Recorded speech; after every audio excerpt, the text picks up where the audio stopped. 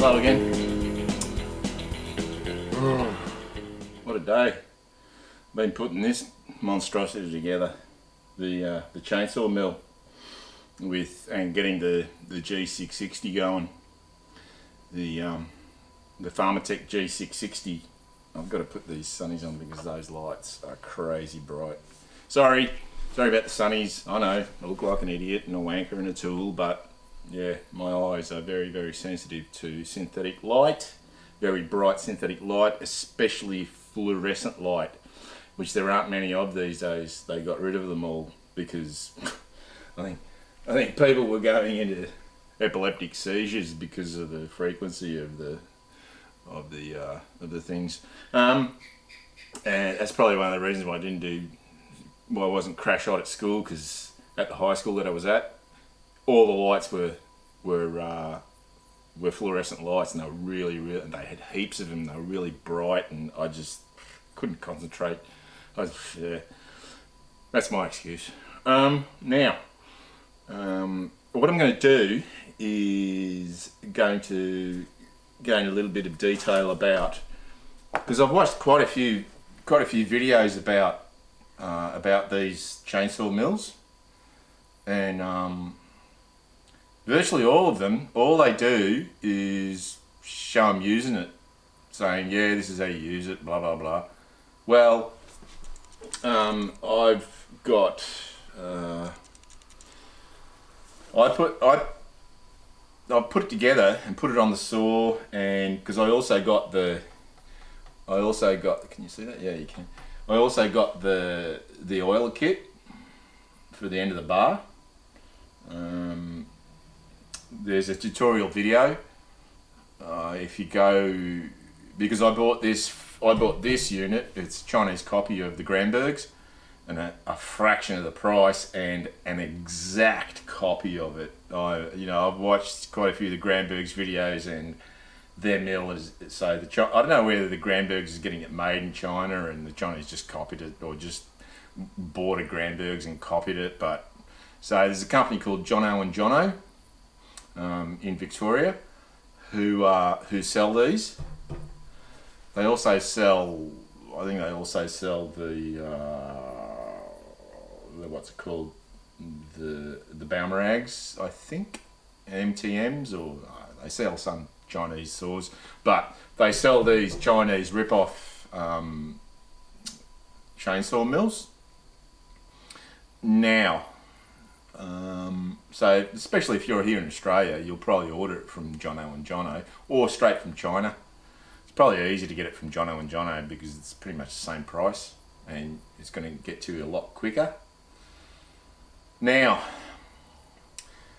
difficulties that I have had. One of the things is that the guard. Can we see that? Yeah, that guard that guards the end of the chain. I don't know if it actually does anything at all. Why you would need to guard the tip of the bar when it's in a chainsaw mill. Yeah, I'm not sure. Maybe someone can tell me why that guard is needed, because I think you need a guard here at the back when you're pushing that thing along. That chain is totally exposed to your belly.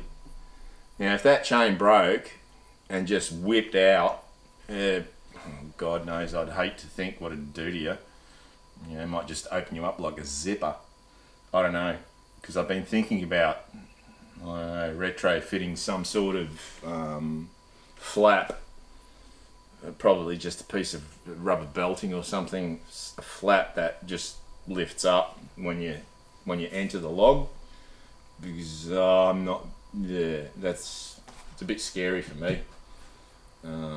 You can really, really do yourself a lot of harm with a chainsaw, and I personally know a guy who can't lift up his right arm because he was professional. He was a professional. He was using a chainsaw, and it kicked back and it sliced right across there through his nerves, and he can grab things, but he can't lift up his arm.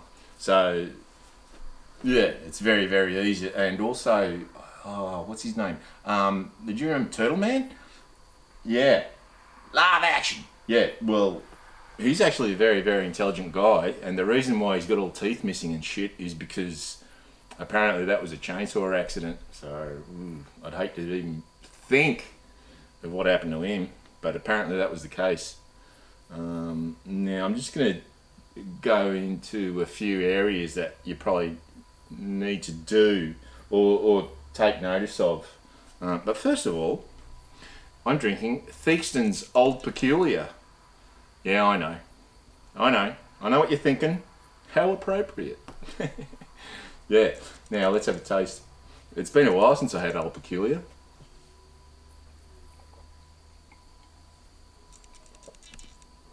I'm a bit dehydrated. I'm just probably drinking water. Oh yeah, but that's excellent. If you've never tried Theakston's Old Peculiar, it's brewed in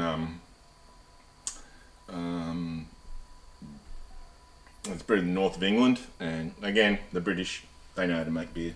So cheers. But now, first things first. And I've experienced this with just about every. The reason why I'm doing this all the time is because I want to make sure that this thing's still recording. Pardon me. Anything that you get from China, get yourself. If you don't already have it, if you're a tradesman, you'll probably have it. But ordinary Joe Blow probably won't. Is you got to do some deburring. For instance.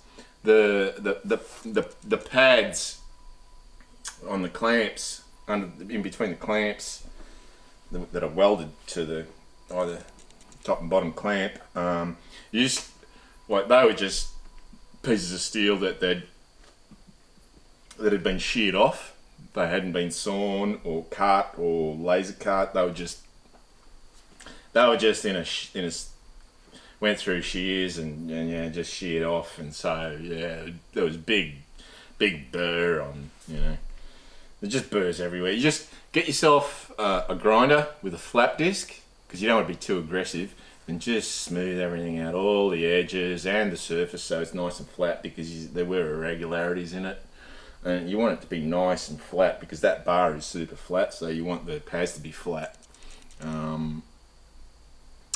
What else? That actual tip guard, I had to cut and shut the damn thing because it wouldn't come together with the way it was.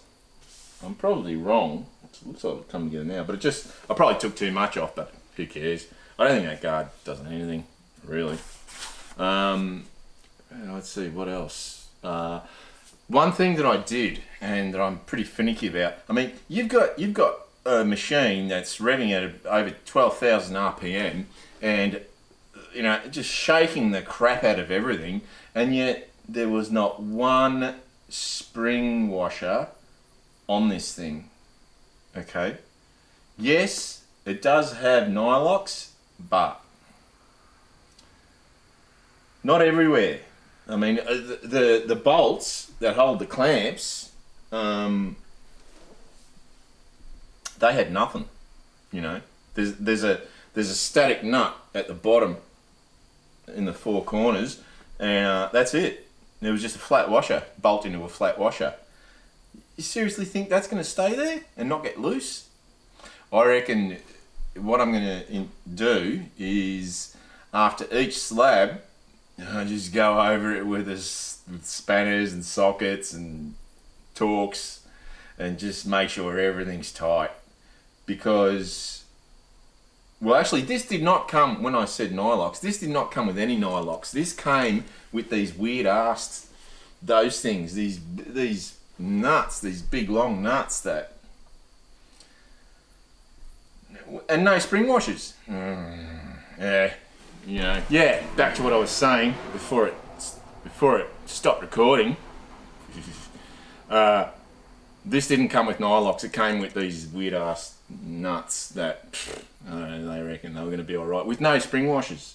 So I'm double cautious, nylox and spring washers. So I've got flat washer, spring washer, nylock wherever possible, because, or if like these U-bolts that hold the height posts, height adjustment posts, they're double nutted.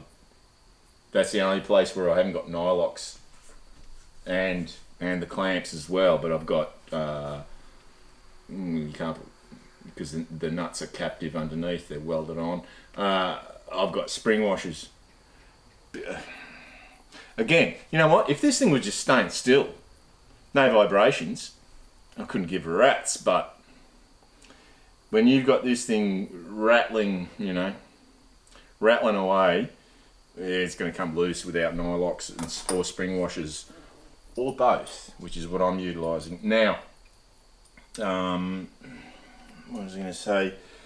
At the power head end, those clamps, this is, you've got an M8 by 75. That was, and because I'm employing spring washers, just because I was using spring washers, it was too short. So I got 90s. I got some 90s.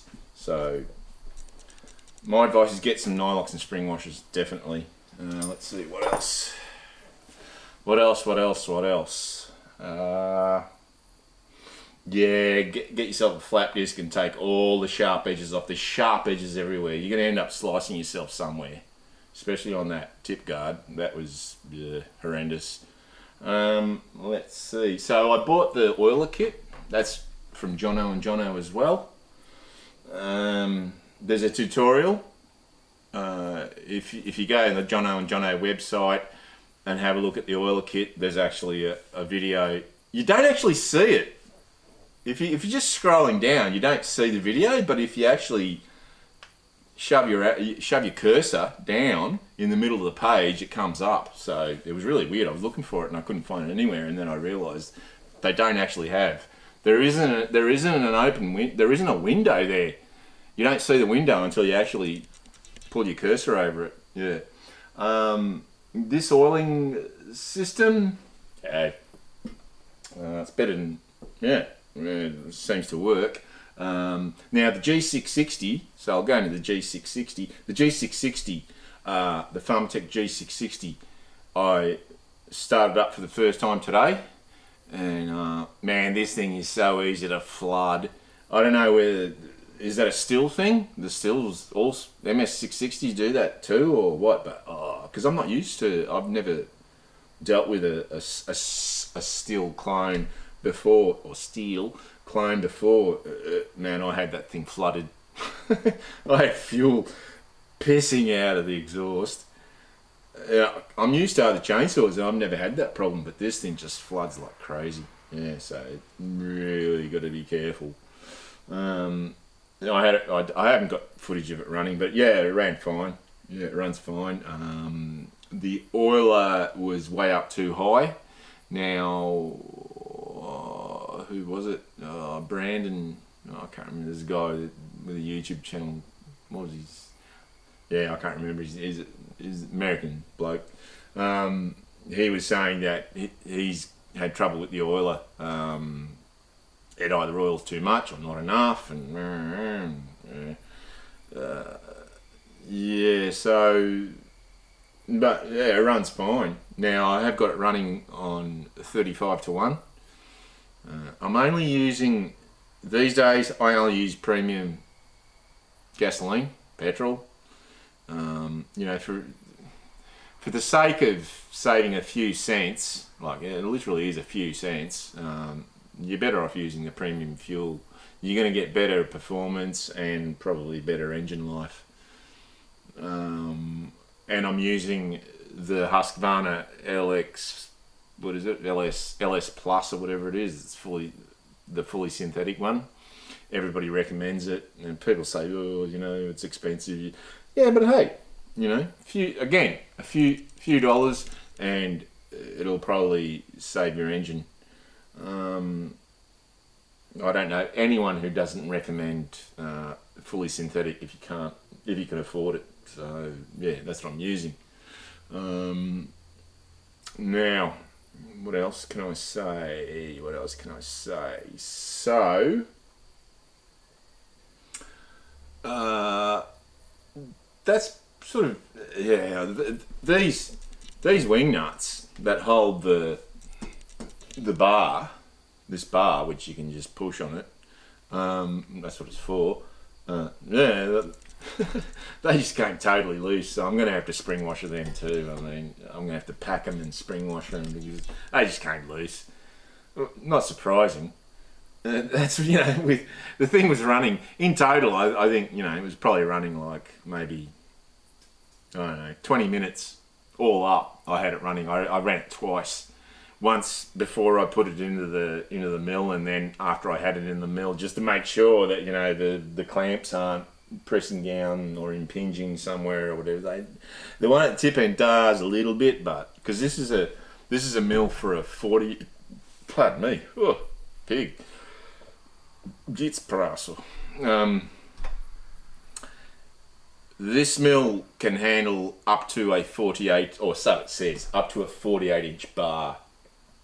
This is a 42. Some people might say, oh, you wanker, why have you got such a big bar on that saw? Well, because I'm going to a buddy's place and he's got some big trees and I want to test it out, you know, really give it a thorough workout, see what's going on. I did have a full house semi-chisel chain on it, but luckily a couple of days ago I had the semi-chisel skip chain. Well, it's a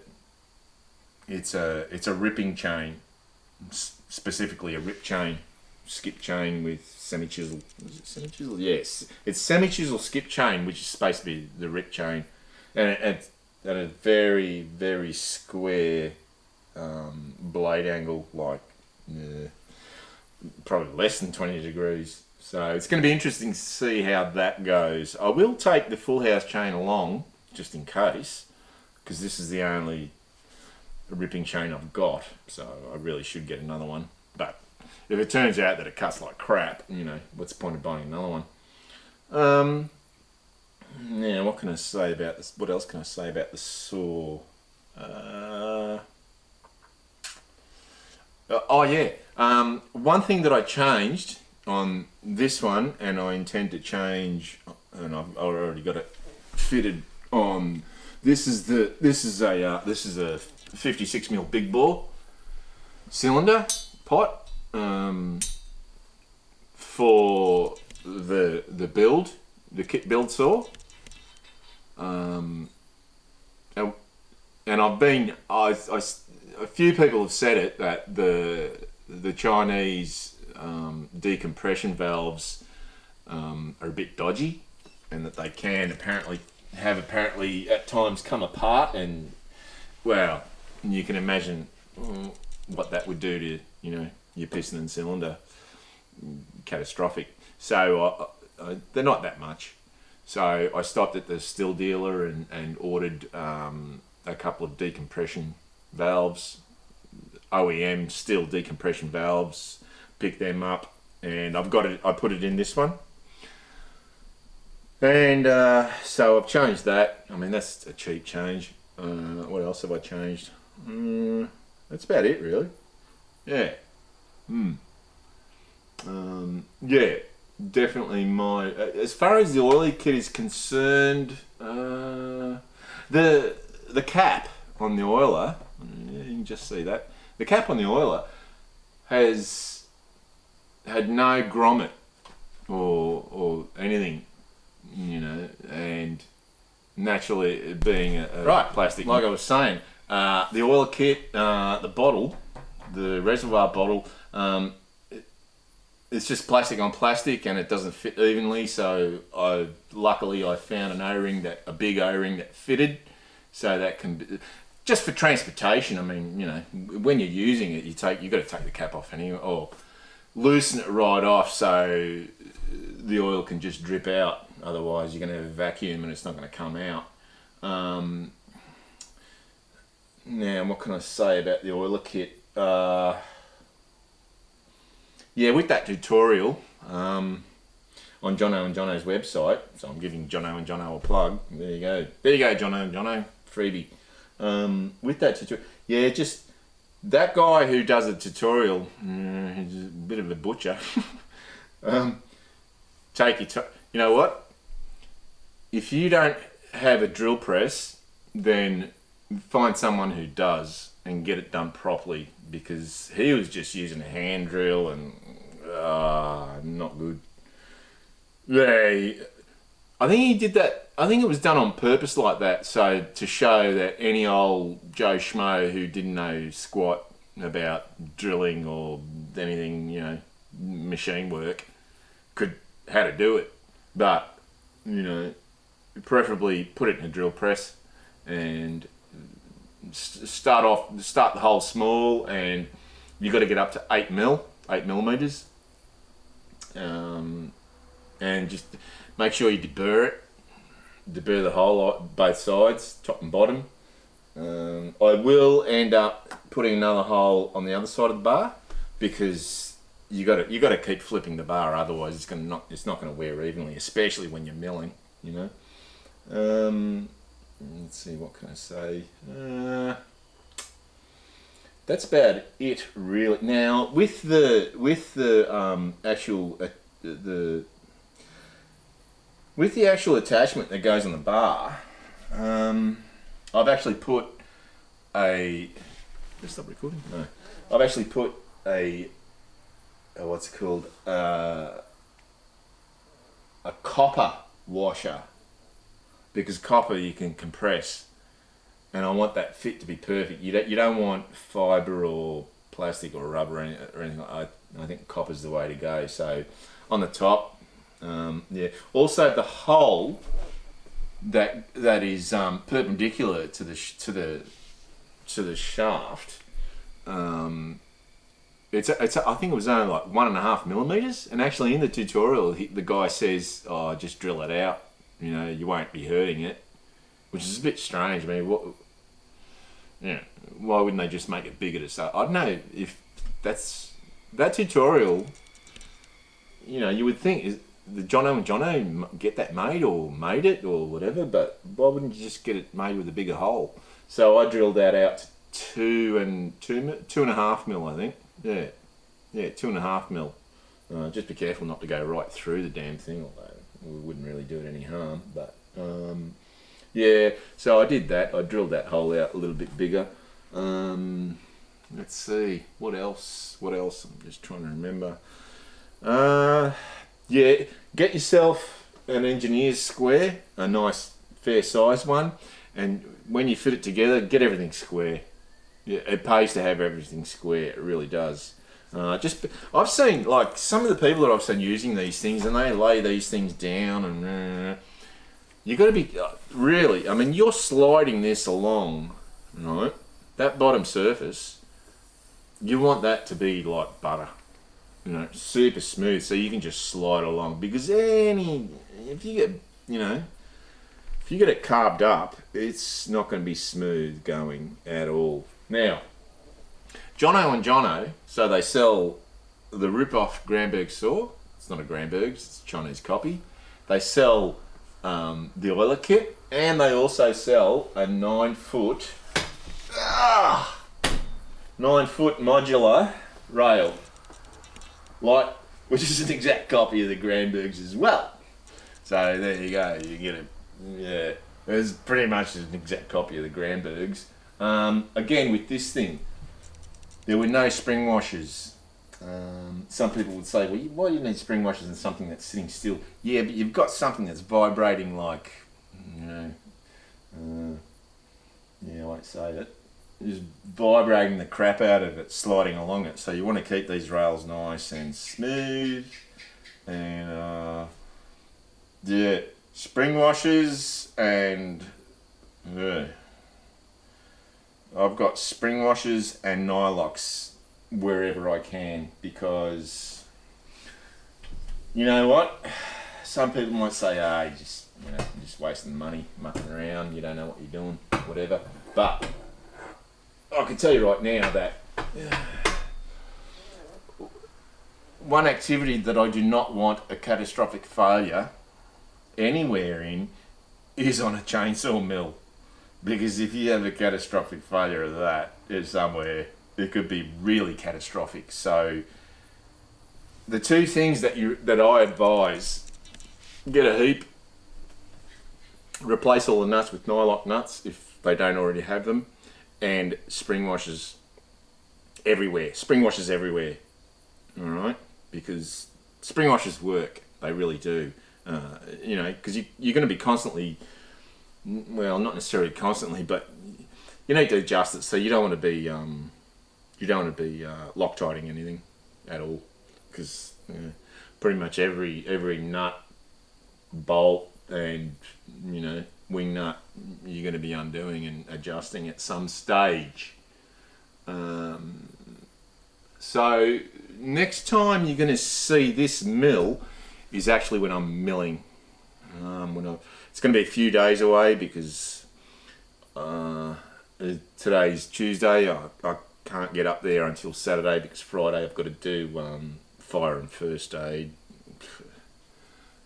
again.